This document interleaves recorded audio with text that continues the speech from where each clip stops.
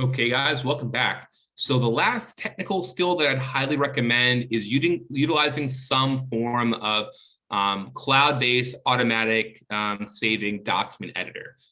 So a word processing app. Most people, that's going to be Microsoft Word, which has the OneDrive feature, which I utilize pretty often.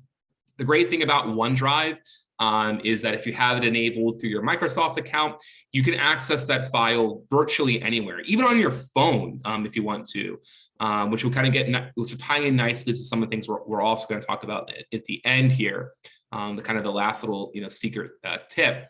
But anything that will allow you to automatically save is your friend. The value of using the OneDrive feature with Microsoft Word is that your reference manager will work really easily with that. There is some ability to do that with Google Documents. That's not something that I'm super familiar with. And most people that I work with in terms of my writing, we typically just use Word and then use a share file, right? So we can share directly from our computer.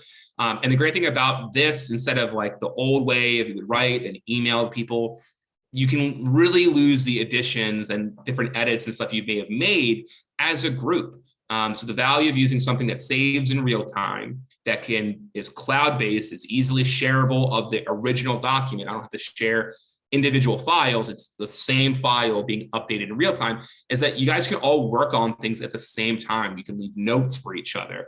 I find that one of the most efficient ways of writing. That's how I feel that's made my productivity kind of go through the roof by utilizing this. Again, and all my references are already built in to Microsoft Word, right? So it's just if I want to churn out a bunch of papers and have different people write sections, this is kind of the way to go. So I highly recommend. Again, there's a lot of different options out there for word processing. I just think Microsoft Word with OneDrive, and then using your reference manager is probably the easiest. But for those who use the Google Drive and the apps that are built within that, more power to you. This is just kind of what works best for me.